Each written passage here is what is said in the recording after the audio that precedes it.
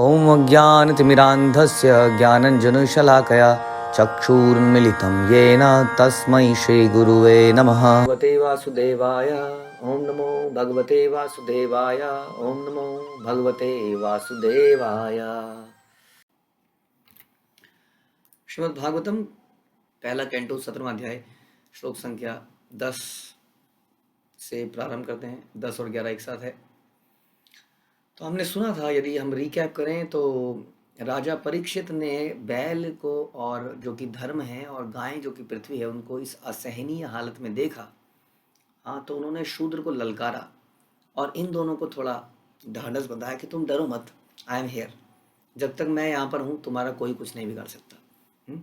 तो अब वो श्लोक में पूछते हैं, यस्य राष्ट्रे प्रजा सर्वा त्रयत्रस्यन्ते साध्वी असाधुभिः तस्य मतस्य नश्यन्ति कीर्तियायु भगागति एषा राज्ञं परा धर्म हि आर्तानाम् आर्ति निग्रह अतः एनं वधिष्यामि भूतद्रोहम् असततमम्। हे साध्वी, यदि राजा के राज्य में भी सभी प्रकार के जीव त्रस्त रहें तो राजा की ख्याति, उसकी आयु तथा उसका पुनर्जन्म नष्ट हो जाता है। परलोक यानी कि जो नेक्स्ट उसको जन्म मिला है वो बेकार हो जाता है। अब कब हो जाता है? यदि राजा के राज्य में जीव त्रस्त रहें, क्योंकि ये राजा की जिम्मेदारी है कि वो अपने सबऑर्डिनेट्स की रक्षा करे ताकि वो आराम से भक्ति कर सकें।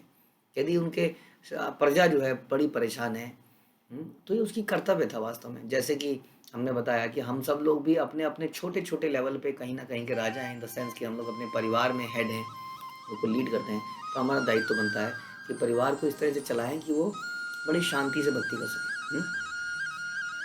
तो बड़ा ध्यान रखना पड़ेगा इस बात का कि मूल उद्देश्य कृष्ण भक्ति है, कहीं कृष्ण भक्ति ना छूट जाए हमारे परिवार वालों से। बच्चे के नंबर कम आए, हमने उसको इतनी टेंशन दे दी कि खबर आती है कि एक बच्चे ने आत्महत्या कर ली, 10वीं के बच्चे ने आत्महत्या कर ली। क्यों? क्योंकि उसके नंबर कम आए थे। एज इफ की नंबरों के बेस पे भगवान कृष्ण उसको गोलोक में एंट्री देने वाले थे। तो इसलिए हमारा ऐसा हमें माहौल क्रिएट करना चाहिए कि we are giving protection to our subordinates, to our children, बच्चों को, सबको, कि उनको समझ में आए ओके आपको पढ़ाई लिखाई करनी है, विच इज़ वेरी गुड, ताकि आप कृष्ण भक्ति को कर सको। वो भी इसीलिए करनी है और कोई पर्पज़ नहीं होना चाहिए। इसलिए इतना डिप्रेशन ना क्रिएट कर दें हम। हाँ, हमें उनके चरित्र निर्माण पर फोकस करना चाहिए। चरित्र निर्माण में सवेरे जल्दी उठना, भगवान के नामों को जप करना, बड़ों का आदर करना, वाणी में मधुरता से बोलना, अपने टीचर्स की बात मानना, ये भी चरित्र निर्माण का पार्ट है। इसलिए बच्चों को ये भी समझना चाहिए कि उनको पढ़ाई इसलिए नहीं करनी है कि बहुत बड़ा अमीर आदमी बनना है, लेकिन अपने वैष्णव टीचर्स की रिस्पेक्ट करनी है, इसलिए उनकी बात माननी है। ये सोच के तो कर ही सकते हैं। तो इस प्रकार से जो राजा है बता रहे हैं कि उसकी ख्याति नष्ट हो जाती है, उसका आगे का जन्म बेकार हो जाता है यदि वो प्रजा की रक्षा ना कर पाए। यह राजा का प्रधान कर्तव्य है कि जो पीड़ित हो सर्वप्रथम उसके कष्टों का शमन किया जाए। अतएव मैं अत्यंत दुष्ट व्यक्ति को अवश्य मारूंगा, इस व्यक्ति को अवश्य मारूंगा, क्योंकि अन्य जीवन के प्रति हिंसक है। तो जैसा हम बता रहे थे कि दंड देना कई बार अनिवार्य हो जाता है। एक क्षत्रिय को इसलिए बोला जाता था, क्षत्रिय कई बार क्या होता था कि प्रभुपाद बताते हैं कि जंगल में कई बार कोई जानवर जो है, जैसे कि शेर है, वो नरभक्षी बन जाता था कई बार। हाँ, तो वो आके गांव में खाने लगता था लोगों को ही। और ऐसे में क्षत्रियों के डुअल पर्पस होते थे। एक तो क्षत्रिय अपना ऐश्वर्य या अपना जो है ना, उनके अंदर थोड़ा सा इस तरह का होना चाहिए दंड देने की प्रवृत्ति, ताकि वो दुष्टों को भी दंड दे पाए कल को। तो ऐसे पशुओं का वध करते थे वो लोग। इससे समाज में में रक्षा भी होती थी और उनके क्षत्रिय होने की प्रैक्टिस भी होती थी। हाँ, और इस तरह से कई बार ऐसे दुष्ट आ जाते थे, जैसे कलयुग है, तो उसको ललकार के उसको मार सकते थे। हाँ, तो कई बार हम डिस्कस कर रहे थे कि मारना भी एकमात्र उपाय रह जाता है जब कोई व्यक्ति ऐसा हरकतें करने लग जाए कि समाज में गंदगी फैलने लग जाए। तो लेकिन यहाँ पर सुनिए क्या कहते हैं प्रभुपाद, कि कभी कभी विद्वान कहा जाने वाला, दार्शनिक कहा जाने वाला मोहग्रस्त राजा या प्रशासक अपने राज्य में कसाई घर चलाने की अनुमति दे देता है। सोचिए, शास्त्र कहते हैं कि राजा को भी उसका पाप लगेगा। अब वो जानता नहीं है इस बात को, आजकल के लोग इस बात को जानते नहीं है कि वो जो काटने वाला काट रहा है उसका श्रेय राजा के ऊपर भी जाएगा। यानी कि उसके जो भी उसके प्रबंधक हैं, मिनिस्टर्स हैं उन पे भी जाएगा। और वो उसकी अनुमति दे देता है कि पशुओं के उत्पीड़न से ऐसा मूर्ख राजा प्रशासक नरक को जाता है। प्रशासक को अपनी प्रजा जिसमें मनुष्य तथा पशु दोनों आते हैं उनकी सुरक्षा के प्रति सतर्क रहना चाहिए और पूछताछ करते रहना चाहिए कि कहीं पर कोई जीव किसी जीव को सता तो नहीं रहा, क्योंकि उसकी प्रजा में कौन कौन है। उसकी प्रजा में केवल मनुष्य नहीं है, ध्यान रखिए। प्रजा मतलब होता है उस टेरिटरी में जो भी जीव है उस सब उसकी प्रजा है। ऐसे कई उदाहरण मिलते हैं, जैसे महाराजा शिवी गाम ने कितनी बार सुन लिया कि वो कबूतर की रक्षा करने के लिए, कबूतर बोला मैं आपकी शरणागति हूँ, बचाओ, इस बाज से बचाओ। बाज ने कहा कैसे बचाओ भैया, मेरा खाना ईश्वर ने मुझे बनाया है कि मैं किसी कबूतर को खाऊंगा। राजा मैं भी तुम्हारी शरणागति हूँ, मेरे को भी बचाओ। अब राजा फंस गए कि कबूतर को बचाएं बाज को बचाएं, दोनों को कैसे बचाएं, क्योंकि कबूतर खाना है बाज का और कबूतर मेरी शरणागति है और बाज भी मेरी शरणागति है। तब उन्होंने अपना ही मांस काट के दिया उस बाज को। हाँ, और बाद में पता लगा वो उसकी परीक्षा हो रही थी। तो इस प्रकार से ये राजा का एक कर्तव्य है कि अपनी प्रजा में सभी को सुरक्षा प्रदान करें। लेकिन किस लिए? इसलिए नहीं कि वो इंद्रिय भोग कर सकें बढ़िया तरीके से, इसलिए कि वो अपनी खोई हुई चेतना को जगा सकें। जैसा हम कहते हैं कि आजकल राज्य में बजट्स बनते हैं, कितना कुछ बनता है, बहुत डिस्कशन होते हैं, मिलिट्री में इतना बजट है और इसमें इतना बजट, सड़कों पे इतना है, लेकिन धर्म के उत्थान के लिए कोई बजट नहीं प्रेस्क्राइब किया जाता है। तो वो लोग अपने आप करो जिसकी जितनी क्षमता है। रिसर्च के लिए आत्म क्या कहते हैं उसको, सेल्फ डिस्कवरी के लिए कोई बजट पास नहीं है। चाहे अलग अलग धर्मों में पास किया जाए, लेकिन ऐसे शोध होने चाहिए। कोई भी ऐसी यूनिवर्सिटी नहीं बनती है इवन सरकार की तरफ से जहाँ पर शोध कार्य किया जाए किसके ऊपर, हाँ, हमारी चेतना के ऊपर, आत्मा के ऊपर, हमारे स्वभाव, हमारे धर्म के ऊपर। हाँ, जहाँ पर गीता के ऊपर प्रवचन किए जाएं, हाँ, लोगों को असली चेतना जागृत की जाए। तो ऐसी यूनिवर्सिटी नहीं है। प्रभुपाद ने एक बार विदेश में पूछा था कि तुम्हारे यहाँ इतनी यूनिवर्सिटी है, कोई ऐसी यूनिवर्सिटी है जो धार्मिक चेतना के लिए ऊपर बनाई गई है? वो कहते हैं, वो विदेशियों ने बोला नहीं, ऐसी तो यूनिवर्सिटी कोई नहीं है। तो वास्तव में अगर कमी है तो इस एजुकेशन की कमी है और ये राजा का कार्य है। का अवृक्षत तव पादान त्रीन सौरभेय चतुष्पदा माँ भुवन त्वादृशा राष्ट्रे राज्ञाम कृष्ण अनुवर्तिनाम। उन्होंने यानी कि राजा परीक्षित ने बैल को बारंबार संबोधित करते हुए इसने पूछा, हे सुरभि पुत्र, तुम्हारे 3 पाँव को किसने काटा है? मतलब एक बार अपने मुंह से बोलो तो सही कि यही दुष्ट है, मैं अभी इसको मारता हूँ। तो बोल रहे उनके सामने, बोलो बोलो, किसने किया तुम्हारा हाल, कौन है वो? उन राजाओं के राज्य में जो पूर्ण पुरुषोत्तम भगवान कृष्ण के नियमों के आज्ञाकारी हैं, तुम्हारे समान दुखी कोई नहीं है। बोलो तो सही, एक बार मुंह तो खोलो, बाकी मैं देखता हूँ।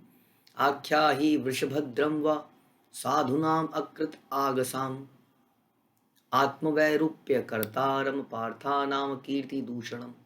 हे वृषभ, तुम निरपराध हो और पूर्णतः ईमानदार हो, अतः मैं तुम्हारे कल्याण की कामना करता हूँ। कृपया मुझे अंग भंग करने वाले दुष्ट के बारे में बताओ जो पृथा के पुत्रों का यश को कलंकित कर रहा है।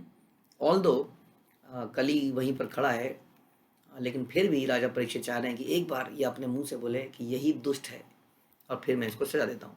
तो कहते हैं वैसे तो तुम पवित्र हो, लेकिन आप बताइए कि कौन हमारे इस पृथा के पुत्रों के यश को कलंकित कर रहा है। मतलब यानी कि हमारा ये जो हमारे जो ये परंपरा है, मेरी माता है, कुंती पुत्र हैं हम लोग, पांडवों के वंशज हैं, ये हमेशा से अपनी प्रजा के संरक्षण के लिए ना जाने गए हैं। महाराज युधिष्ठिर जाने गए हैं, उनके पहले के जो जितने भी लोग थे वो माने गए हैं, लेकिन आज मेरे राज्य में कैसे ये पॉसिबल है कि आपको कष्ट पहुंचाया जा रहा है? तो आप बताइए कि आपका हाल ये किसने किया है? जने अनाघसी अघम युंजन सर्वत्र अस्य च मदभयम साधुनाम भद्रम एव स्यात् असाधु दमने कृते। निरपराध जीवों को जो कोई भी कष्ट पहुंचाता है उसे चाहिए कि विश्व में जहां कहीं भी हो मुझसे डरे। दुष्टों का दमन करने से निरपराध व्यक्ति को स्वतः लाभ पहुंचता है। ध्यान रखिए, यानी कि दुष्टों को दमन करना अनिवार्य है। हमारे बीच में भी कई बार अशुद्धि अगर कोई फैला रहा है तो उसको अशुद्धि को दूर करना अनिवार्य है, क्योंकि वो बाकियों को भी अशुद्ध करने लगता है। इसलिए बड़ा ज़रूरी है कि इसके लिए स्पेसिफिक स्टेप्स लिए जाएं। डिजीज्ड कंडीशन वाले व्यक्ति को से घृणा नहीं करी जाती, हाँ, लेकिन उसको अलग रखना आवश्यक है ताकि वो अपना इलाज करे। जैसे कि हम कोरोना के पेशेंट होते थे ना, तो क्वारंटाइन कर देते थे, तो ऐसे में क्वारंटाइन करना कई बार आवश्यक हो जाता है ताकि वो अपनी डिजीज्ड कंडीशन से बाहर आए, अपनी चेतना को फिर से डेवलप करे, पश्चाताप करे, रोए, पश्चाताप के आंसू बहाए, हाँ, और उसके बाद फिर दोबारा से बीच में आए। तो ये मेरा काम है, मैं दुष्टों का दमन करने से करूँगा। विश्व में कहीं भी हो, कोई भी व्यक्ति अगर ऐसा करेगा तो मैं उसको दंडित करूँगा। अनागस्वयः भूतेषु यः आगकृत निरंकुशः आहर्तास्मि भुजं साक्षात अमृतस्य अपि स अंगदम। जो उद्दंड व्यक्ति निरपराधियों को सताकर अपराध करता है, वह मेरे द्वारा उखाड़ फेंका जाएगा, चाहे वह बाजूबंद तथा अन्य अलंकारों से युक्त स्वर्ग का निवासी ही क्यों ना हो। खास तौर पे आजकल हम देखते हैं कि कोई बहुत बड़ा सेठ का आदमी, इंडस्ट्रियलिस्ट का आदमी, मिनिस्टर का व्यक्ति अगर कुछ पाप कर्म करता है तो उसको हर जगह से छुटकारा मिल जाता है, लॉकअप से छूट जाता है, अदालत के केस बदल जाते हैं, गवाह बदल जाते हैं, हाँ, क्योंकि हर कोई डरता है ऐसे लोगों के अगेंस्ट में कुछ बोलने से। लेकिन ये वो राज्य है राजा परीक्षित का जिसमें कह रहे हैं चाहे वो देवलोक का भी व्यक्ति क्यों ना हो, मनुष्य लोक का छोड़ दो, हम तो मनुष्य लोग हैं, राजा परीक्षित तो मनुष्य लोक ही हैं इस वक्त तो वो कह रहे हैं यदि कोई देवलोक का भी होगा तो भी उसको छोड़ा नहीं जाएगा, उसको भी दंडित किया जाएगा। तो जो दुष्ट है वो दुष्ट ही है, चाहे वो किसी का भी पुत्र क्यों ना हो, कोई भी क्यों ना हो, उसको दंडित करना आवश्यक है। तो ऐसा अगर राज्य बना लिया जाए, हाँ, तो अपने आप ही सारी चीज़ें ठीक चलती हैं। लेकिन ऐसे कड़े नियम बन नहीं पाते हैं, अक्सर हम देखते हैं, क्योंकि नियम बनाने वाले भी सोचते हैं कि यार ऐसे नियम बनाएंगे तो सबसे पहले कौन फंसेगा, सबसे पहले हम खुद ही फंस जाएंगे। हाँ, तो ऐसे नियम बनाए ही नहीं जाते हैं, ना बनते हैं, ना पास होते हैं, ना प्रस्तुत होते हैं, प्रस्तुत होते हैं तो पास ही नहीं होते हैं। तो इसी कारण से जो है गलत चीज़ें चलती रहती हैं केस चलते रहते हैं सालों साल। तो बहुत सारे एक तो कुछ नोन अपराध हैं जो हम जानते हैं, कुछ अननोन अपराध हैं जो समाज इसको अपराध नहीं मानता है। जैसे हम बताया जा रहा है पशुवध, खासतौर पे गाय और बैल के बारे में यहाँ चर्चा हो रही है कि ये भी अपराध है, हमारे सामाजिक कानून के हिसाब से तो ये अपराध ही नहीं है। हाँ, केवल मनुष्यों के हत्या को मर्डर कहा जाता है, उसमें दफ़ा जो भी लगती है 302 क्या लगती है, अदालत चलती है, लेकिन जानवरों के मानने में तो कोई अदालत नहीं चलती है। तो यहाँ पर देखिए राजा परीक्षित कितना ललकार रहे हैं कि अगर कोई गाय को मारता है, बैल को मारता है, जानवरों को तंग करता है अननेसेसरीली, तो मैं उसको चाहे वो देवता भी क्यों ना हो, हाँ, उसको भी नहीं छोड़ूंगा। राज्य ही परम धर्म स्वधर्मस्था अनुपालनम शासत अन्यान यथा शास्त्रम अनापदि उत्पथान इह। शासक का है परम धर्म है कि कानून पालन करने वाले व्यक्तियों को सभी प्रकार से संरक्षण प्रदान करें। ऐसा ना हो कि जो कानून का पालन कर रहा है वही व्यक्ति सोचे यार जो पालन करने वाला है वही मरता है। तो उसको संरक्षण प्रदान करे, उसको पुरस्कृत करे। ऐसा भी एक सिस्टम बनाना चाहिए कि जहाँ पर जो नियम का पालन करता है उसको पुरस्कृत किया जा रहा है और जो नियम का पालन नहीं करा जा रहा है उसको दंडित किया जा रहा है। समहाउ तो दंड देना ही पड़ेगा कि समहाउ, और जो पालन कर रहा है उसको क्या करना पड़ेगा, पुरस्कृत करना पड़ेगा। कई बार हम क्या करते हैं कि कोई व्यक्ति अगर गलत करता है, चाहे हमारा बच्चा भी क्यों नहीं है, तो हम दंडित तो कर लेते हैं, लेकिन जब वही बालक कुछ अच्छा कर्म करता है तो हम पुरस्कृत नहीं करते। ध्यान रखिए कि दोनों अप्रोच अपनानी पड़ेगी। जब हमारे बच्चे हैं, संरक्षण में जो लोग हैं, अगर कुछ अच्छा करते हैं तो then we have to appreciate, glorify.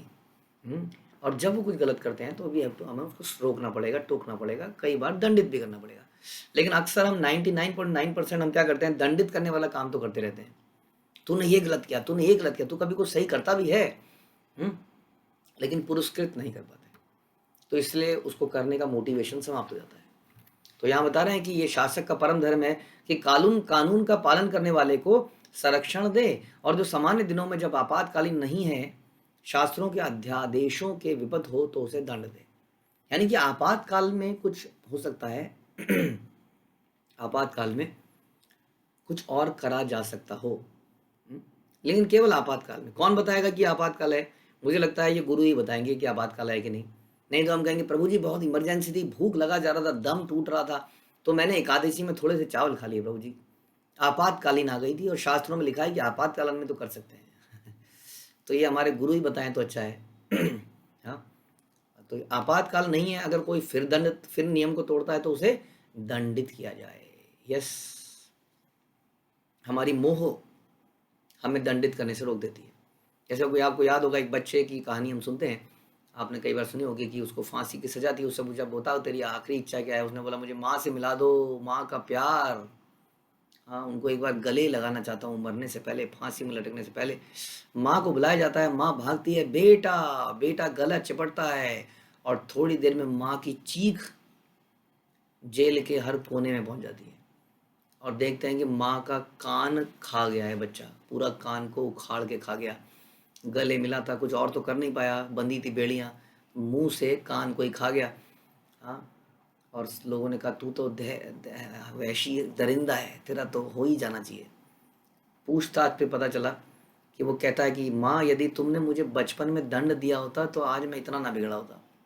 हम ये नहीं कह रहे कि ऐसा किया जाए, लेकिन ये बता रहे हैं कि यदि हम बचपन से ही ऐसा कर लेते, हाँ, तो आज ये दिन नहीं देखने पड़ते। लेकिन वो जो ममता है, हाँ, वो ममता ने हमें कई बार गलत चीज़ करने के लिए, हमने हमारे बच्चों ने बड़े प्यार से कुछ बोला, हमने हाँ कर दिया, पापा को मत बताइयो, पापा को पता नहीं चलना चाहिए। हाँ मम्मी कुछ नहीं बताऊंगा। एक तो हमने ये सिखा दिया कि पापा को झूठ बोला जा सकता है। हम्म, कई बार बच्चे ही बोलते हैं प्रभु जी को मत बताना मम्मी, मैंने ये खाया था या मैं वहाँ जाऊँगा। हाँ, तो मम्मी कहती है हाँ बेटा प्रभु जी को नहीं बताएंगे, माना अगर ऐसा कहती है तो। हाँ, तो हम ये दिखा रहे हैं कि झूठ बोला जा सकता है, और फिर वो आपसे क्यों नहीं झूठ बोलेगा एक दिन, ये बताइए। एक दिन वो आपसे भी झूठ बोलेगा, जो आप पापा से झूठ बोल रहा है, जो आप सीनियर वैष्णव से झूठ बोल रहा है, तो आपसे क्यों नहीं झूठ बोलेगा। हम्म, तो हमने उसके चरित्र में बचपन से ही डाल दिया, इसलिए दंड देना कई बार अनिवार्य है। बचपन से ही नियमों का पालन करना, उसको सिखाना बचपन से ही अनिवार्य है। कई बार हम कोई नियम बनाते हैं तो कई माताएं खासतौर पे, नहीं नहीं इतने से बच्चे के लिए इतने नियम क्यों होने चाहिए। हम्म, अरे राम जी ने, कृष्ण ने, सबने तो बचपन से ही किया, बड़े कठोर नियम का पालन किया, हम तो कुछ नहीं कर रहे हैं। राम जी तो जंगल में चले गए, घनघोर जहाँ पे राक्षस हुआ करते थे। तो इस प्रकार से कौन बच्चा, पढ़ने की उम्र कौन सी है। आप अपने बच्चों को पढ़ने की उम्र में कौन सी उम्र में भेजते हैं, 25 साल में भेजते हैं क्या पहली क्लास में। हम्म, ये 5 साल में भेज देते हैं, क्योंकि वही उम्र तो है सीखने की। इसलिए सारे नियम तो तभी सिखाए जाएंगे ना, इसलिए तभी से उसको सिखाया जाएगा जब उसके होमवर्क ना करने पर एक माँ, इतना मैंने देखा है माँओं को एग्ज़ाम से पहले माएँ लक्ष्मी बाई बन जाती हैं, तलवार लेके खड़ी होती हैं, कैसे नहीं करेगा तू, आज ही तेरे को आइंस्टीन बना दूंगी। मैथ्स में तेरे 100% नाम नंबर कैसे नहीं लाएगा, बदतमीज तूने मेरा नाम डुबो दिया है। लेकिन उस बच्चे ने जब जब माला नहीं करी तब तब माँ आराम से बैठी, कोई नहीं बेटा कोई नहीं, खा ले, दूध पी ले, कल कर लियो। तो सोचिए, यही बताया जा रहा है इसमें आज। हम्म, कि जो दंड जो देना है, दंड देना अनिवार्य हो जाता है। शासक का यह परम धर्म है कि जब शास्त्रों की अध्यादेशों का पालन नहीं होता तो दंड देना अनिवार्य हो जाता है। लेकिन साथ साथ हमें प्रेम भी देना होगा। जब जो वो सही कार्य करेगा तो उसको पुरस्कृत करना पड़ेगा, उसको मोटिवेट करना पड़ेगा। हाँ, उसके साथ इस प्रकार से उसको दिखाना पड़ेगा, यस अगर आप ऐसा करोगे तो प्रेम मिलेगा, ये करोगे तो दंड मिलेगा। तो धीरे धीरे धीरे बचपन से ही वो ट्रेंड हो जाता है सही कार्य करने के लिए, और बाद में उसको सारे लॉजिक भी क्लियर हो जाते हैं, फिर वो अपने आप से ही सही होता है। लेकिन बचपन से यदि उसको नहीं पढ़ा जाता तो क्या होता है, कई सारे पाप कर्म कर लेता है, और पाप कर्म करने से बड़े होने तक उन पापों का रिएक्शन आने लगता है, फिर वो सही चीज़ को समझ ही नहीं पाता है। हम्म? तो यही हमें परीक्षित महाराज सिखा रहे हैं, इसको आगे जारी रखेंगे। शिल प्रभुपाद की जय, ग्रंथराज श्रीमद् भागवतम की जय।